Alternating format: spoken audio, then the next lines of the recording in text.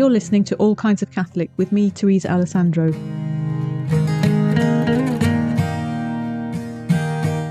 My conversations with different Catholics will give you glimpses into some of the ways we're living our faith today.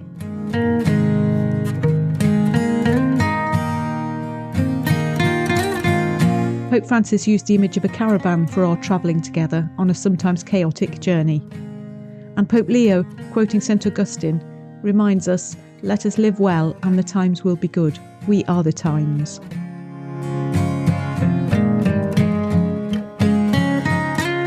I hope you'll feel encouraged and affirmed, and maybe challenged now and then. I am too in these conversations. And if you're enjoying them, it helps if you rate and review on the platform where you're listening. Thank you. Just before we get into today's episode, listeners, we're going to be talking about CAFOD, which is the Catholic Agency for Overseas Development. It's the official aid agency of the Catholic Church in England and Wales. If you're not based in England and Wales, you might not know that. And CAFOD kindly offers me practical support with this podcast too. But let's get on with today's episode. Listeners, thanks ever so much for joining the episode today. I'm joined by a really interesting guest. This is Nana, who works for CAFOD. So welcome, Nana. Thank you for inviting me, Teresa. It's lovely to just spend some time chatting with you today. Exactly. Listeners, we thought we might start differently today, and we might start with your role at CAFOD. Nana, tell us a little bit about what you do and how you came into that role. Yes, I'm going to start at the very beginning.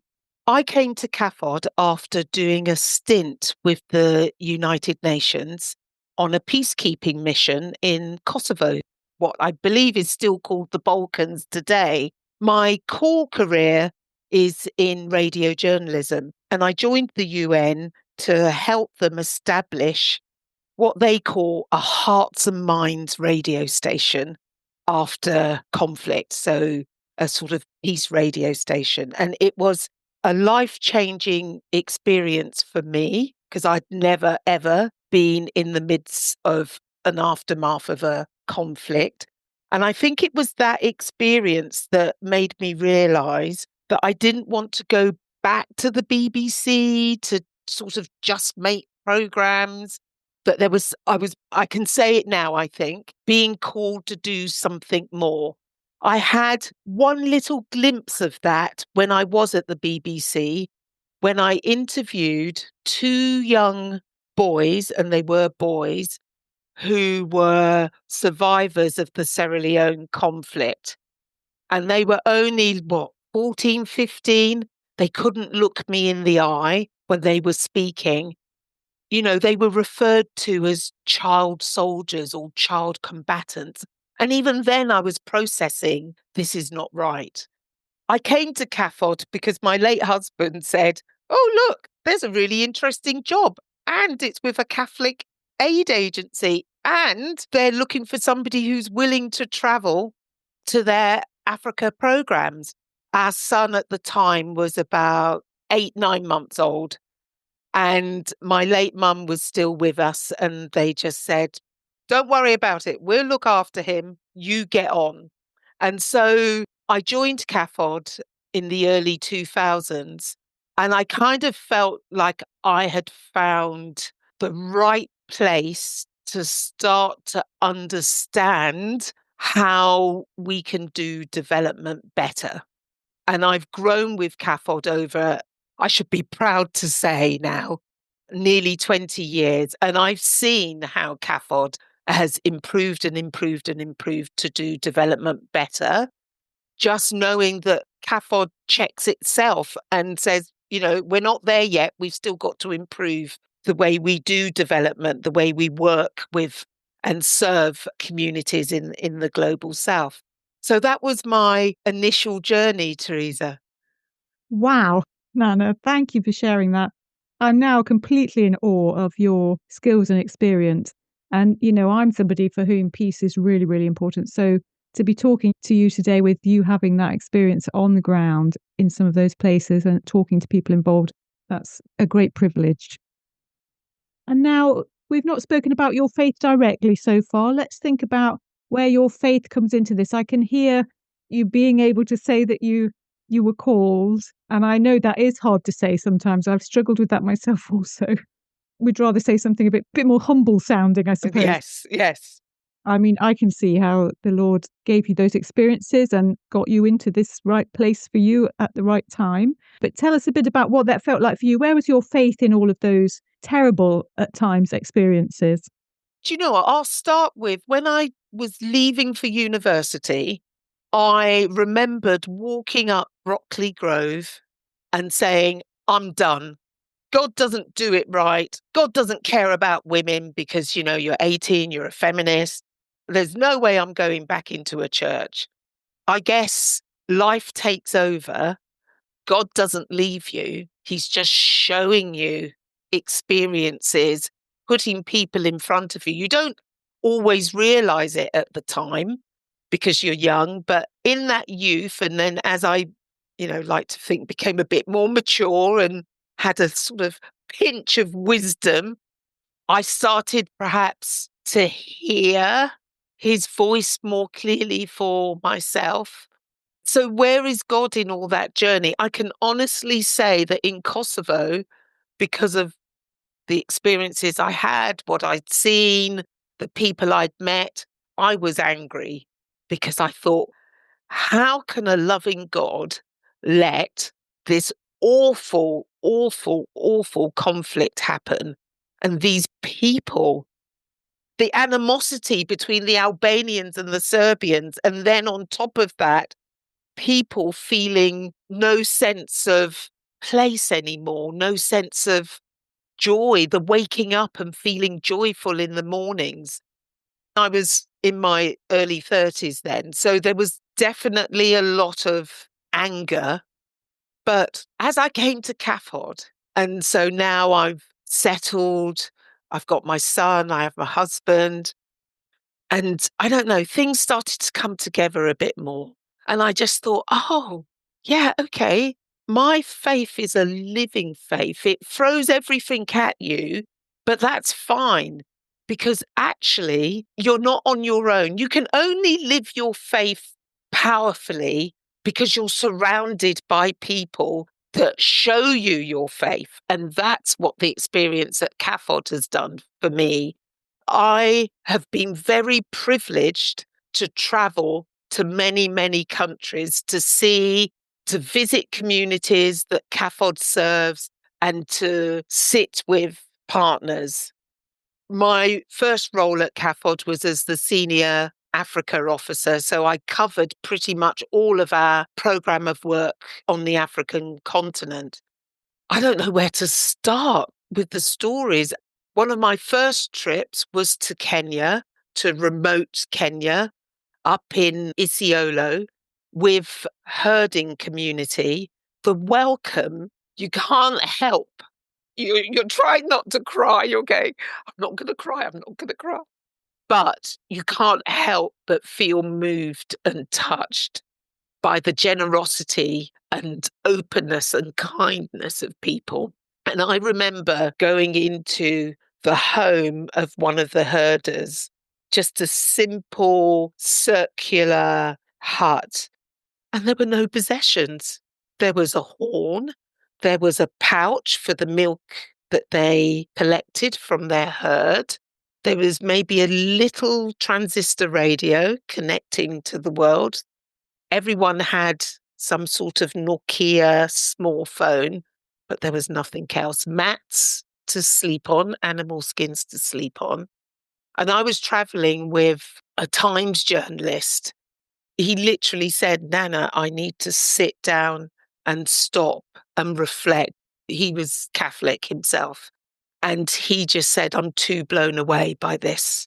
The community, the sense of connectedness with each other, the sense of connectedness with the earth. This is right when everyone was starting to talk about the impact of climate change on the most vulnerable, on the poorest. It was those sorts of experiences that started to shape my faith much more strongly. Just staying in the East Africa region, I remembered a trip to Ethiopia and it was wonderful meeting Surya. And she absolutely insisted that we had something to eat. And we were saying, no, no, no, no, no, we're fine, we're fine. Her daughter was part of a school feeding program that CAFOD supported. I should know because my culture is West African. I was born in the UK, but my heritage is West African. It's a terrible thing for an African not to be able to offer you something. It's just one of those things. So I said to my colleague, okay, we'll sit down and we'll just. Surya took out this cloth, unwrapped it, and there was a tiny piece of bread. And she just cut it up for myself and my colleague. And we were like, we can't eat this. She's got a daughter that's coming home from school. She kept saying, no, no, no, it's fine. I have something for my daughter. And it's those moments, those are the things that have really shaped my faith. And it was really interesting. I was in a wonderful meeting yesterday with some CAFOD colleagues, some of my colleagues in the theology team. And we were discussing how we ensure that the stories that we tell, the narratives that we put together, the faith of communities that we visit, and sometimes it's not always a Catholic faith, Christian faiths. When I was in Pakistan, it was Muslim faith. But that sense of their absolute rootedness in their faith, how that shapes us back here. Because it's not just about us here going, we've raised money, we're going to support this project. It's more than that. It's their faith shapes us. Their strength shapes us. Their hope shapes us. Their joy shapes us. And so we were just talking about how we can dial that up a lot more. Nana, gosh, so much to reflect on there. It's fantastic to have someone with that experience firsthand to share it with us. I'm really interested in how Pope Francis has talked about, reminded us that we are made for relationship with others, and that for you, first of all, finding people at CAFOD to be in relationship with has helped your faith, working together with them, but also meeting people who are living so differently, but actually for whom that you mentioned that connection between themselves and with the earth is so much stronger than it can be for us in the West, that has really shaped your faith. I think that's reflecting what Pope Francis has been trying to teach us. And I'm sure Pope Leo will too, but that's really wonderful to hear. Also, I think there's something there about, I've often heard this from campaigners, that, we can feel overwhelmed by how everything is going in the wrong direction. So in peace, for example, or in poverty. And what helps us not to feel a sense of despair or anger with God is taking some action together with others. And that seems to be something that has helped you with that anger that you felt in some of those situations, that actually finding people to work with to try and make a difference has actually helped you to overcome that blaming God sense. Would that be right? I think that is right, Teresa. I think we've all learnt during COVID, post-COVID, community is everything. That might not be your immediate family, but how many of us are on neighbourhood WhatsApp groups now? And those groups have really connected us with each other. We might not be in and out of each other's houses, but that group says, oh, could somebody help me with this? We all feel connected. But beyond that, we all care. My WhatsApp group this morning was about a tree that had come down in the heavy rain, and it might need to be chopped down, but we still need a tree. It's really important to have a tree on the street. Everyone commenting on, we really must get together and make sure our local authority ensures that we get a replacement tree. This coming together, this sense of belonging. But I've also, in this current role, travelled to other parishes across England and Wales. People want to feel connected again. COVID was a terrible, terrible time for many, many, many families. But it was also a wake-up call that said, me, myself, and I cannot exist in this world. It takes you to the Ubuntu, which is the Southern African philosophy. I exist because of you. And so that is now so much more dialed up, despite the politics of dominant characters that are prevailing all our news agendas. I'm just hoping that young people don't think, that is the way we should live our lives, that they too are wanting this sense of feeling connected. And I think my work in CAFOD has truly, truly brought that to the fore. There is not one community that I've visited, either in Africa or in Haiti or in Pakistan or in Bangladesh, or even my last visit to Rome, where people don't want to feel connected. People want to feel connected because connection, I think, as you say, Teresa, helps you cope with what is today an incredibly overwhelming sense of despondency, a little bit. Just this morning, I shared with a few colleagues, the British Attitude Survey has just come out. And it says the one thing that people are more worried about at the moment is the threat of war and the instability that that brings. And that threat of war, that threat of instability, well, war's happening for many, many, many people in Democratic Republic of Congo, Ukraine, South Sudan, Sudan, Gaza. War is a reality. But I think when we come together as people of faith, I think what happens is we go, oh, yeah, we do have a secret weapon, prayer. We can just sit together and pray. That is the thing, I think, that suddenly, for me, my own faith life has become more powerful because of embracing those experiences. Moving away from my overseas trips, I'm experiencing that in my role as the diaspora engagement coordinator for CAFOD. I've been into communities, African, Southeast Asian communities, where suddenly I kind of starting to get that prayer is powerful. I know I should know it, born and bred a Catholic. I like to be honest and say that I'm a wobbler. I'm like, okay, I know prayer is our secret weapon. It's our superpower, but I'm wobbling because things feel like they're not shifting. I said this once to a colleague. She's wonderful. And she went, oh my goodness, I would only trust a wobbler. Wobbling is good. I did reflect then on a really wonderful retreat that I did with my late husband. And it was an amazing nun in a little abbey.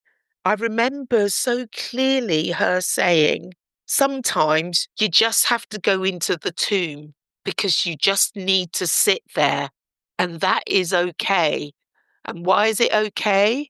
Because when you come out, the light is there. There is always light. And that just always has stuck with me, that it's okay. It's okay to be a wobbler. Sometimes you need to go into the tomb. All you've got to remember is that when you come out, the light is there. That's a lovely insight. I always like it when people are able to share something of what has helped them so that that message from that nun is spread more widely and more people get to hear that now and reflect on that and see if it helps them in their faith life. So that's always a good thing. Thank you. I wondered if we might just trail here that we're planning, in case listeners are enjoying this conversation with you, Nana, which I'm sure, listeners, I'm sure you are. We're planning another episode where you're going to talk a bit more about the diaspora communities and the research that you've done and have some people with lived experience of being among diaspora communities into another episode later in the year. So look out for that. I was telling a friend about this and she hadn't heard the word diaspora before. So let me see what my definition of it is and see if it matches yours, Nana. I think a diaspora community is a community who have been scattered from their original home, but they are trying to keep their heritage alive in their new home. I think that's what a diaspora community is. Is that what you think it is? I can honestly say, Teresa, there's no one set definition of diaspora. I was born in the UK, so I'm not scattered, but my parents were. But I'm still diaspora. I consider myself still diaspora because my heritage is part of my parents' heritage. And so I'm part of their journey. There are lots of different definitions. There are official EU governmental definitions. In the report, I have other definitions from writers and journalists. So it just depends who you are, where you feel you sit in society. Great. Well, listeners, there'll be more on that in the special episode later in the year, so stay tuned for that. For now, Nana, I'm really glad you've talked about being a wobbler. I think that will resonate with listeners, absolutely. And I'm really glad that your colleague at CAFOD says it's okay to be a wobbler. In fact, a good thing. I think that will also help people who feel like that. But can you give us a flavour of the sorts of prayers and practices that support you? You've already shared how valuable it is to be part of a community of people of faith. But are there particular prayers that resonate with you, particular things that you feel you need to do to just keep your faith steady where you can? Yes. So for me, I'll be, again, very, very honest. I'm not somebody that prays the rosary every day. However, I did join a CAFOD rosary group and it was amazing online group. And I must try and join again. I think in my adult years, what has been the most important thing has been for me to start to navigate my own relationship with God. I go to Mass pretty much most Sundays in my local parish with a wonderful group of parishioners, and we do the coffee morning after Mass. And that's important to me, to be in church when I can, because I have to stop my world outside. It's just me, the Mass, and God. It's my downtime. And sometimes my prayers are racing. They're like, oh, God, here's my list today. I'm sorry it's a list. It's just a list. And again, a really good colleague in theology said it's okay to have a list. But other times, what I found is I don't need to be under a church roof to be prayerful. So I'm prayerful when I go to the gym. I'm prayerful when I go for a walk. I'm prayerful when I'm sitting on the bus. And so I take my prayers outside. And that has become very normal for me now. That's part of my routine.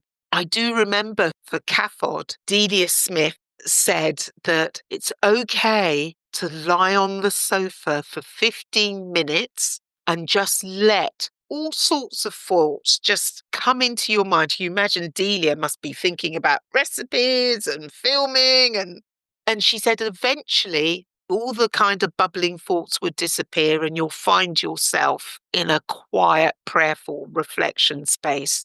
It takes a bit of time to really, really, really practice that. So I haven't done that for a while, so I'm not suggesting that I'm brilliant at that. I always have these things at the back of my mind.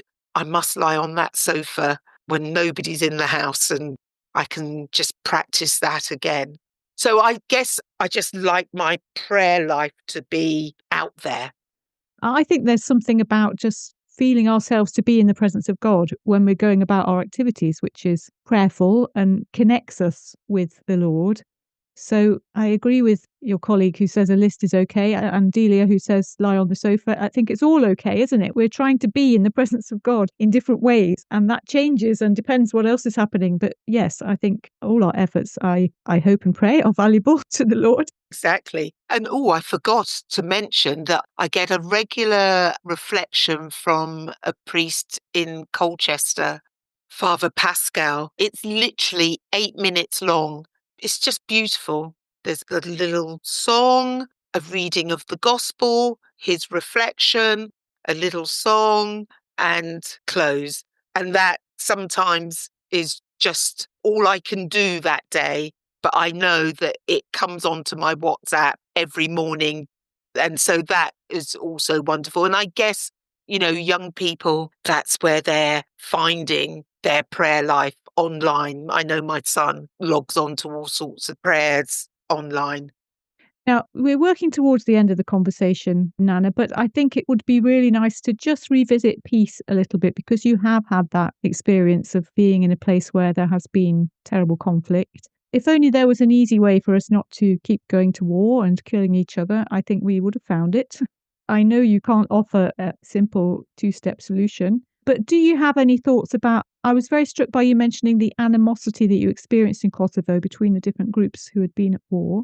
And I wonder whether there's some reflection you can offer that we can take on board as people who are hoping to avoid having a war where we are, but also that can help us think about war elsewhere and help us take some steps where we are that can make a difference. Yes. When I say the animosity, we arrived a few weeks after that conflict in Kosovo. And so the Serbs that decided to stay and remain, it was quite challenging for them because the Albanian community were the majority community. And the UN worked really hard to bring people together. There was a lot of that. And I like to think that Blue Sky Radio, the UN radio network that I headed up, did some good to reduce that animosity because we had to work with and train up a group of Albanian journalists and a group of Serbian journalists. And the idea was to get them to go out into their communities and tell their stories so that they were sharing stories. Pope Francis wasn't the Pope then, but basically bringing us back to the beginning, Teresa, and your reference to the late Pope Francis, what that work was about is trying to bring about a culture of encounter. When somebody says, "Oh, you're just like me," we might be different in lots of different ways, but actually, you're like me. And the like me is we're both human beings. We both love our families. We both want dignity. We both want respect. We both want to live in hope. We both want to live with peace. I'm so glad you asked that question because at Mass, Father Chris, in his closing prayer, and I'm not quoting it verbatim, but he did say, let us remember that peace isn't the signing of a peace agreement. It isn't the gathering of political notaries. Peace is more than that. Peace is about people coming together, ordinary people coming together as community, feeling connected, feeling that they belong and understanding each other. So we pray to the Prince of Peace that peace all over the world is beyond a piece of paper and beyond a photo call with political dignitaries. And that just caught me. And I even thought, I think I might be able to write a prayer about peace based on that. But I need to go into some quiet reflection time to see what comes to mind. I'm really glad that you were able to share that, Nana, because part of that is what I'm doing with the podcast. I'm trying to capture the breadth of the church in all the different conversations. And I hope there will be for people an opportunity to encounter people who are Catholics, but different from each other, different from people that we might have encountered already, and that encountering each other in this way is helping us to find a way to live in peace. I hope. I hope it's making some small contribution, like your Blue Sky Radio did, a bigger contribution. I'm sure yours was. Yeah, I hope it's making some contribution to peace because that's something that is a huge motivator for me. Every small thing that somebody does is a step towards peace. Your podcast, smiling at somebody. My late husband, because he was from Manchester, so he was very northern, would always say good morning to absolutely everyone that passed him by. We are all peacemakers. We just find that small thing. I'll smile at that person on the train. I'll say good morning as that person walks past me. That is being a peacemaker. Absolutely. So, listen, Nana, it's been fantastic talking to you today. Thanks so much for making some time out of your busy CAFOD schedule. I'll put a link to CAFOD in the episode notes. It's already obviously an organisation that many listeners will know and that's held in very high regard, rightly, by Catholic people up and down England and Wales and further afield.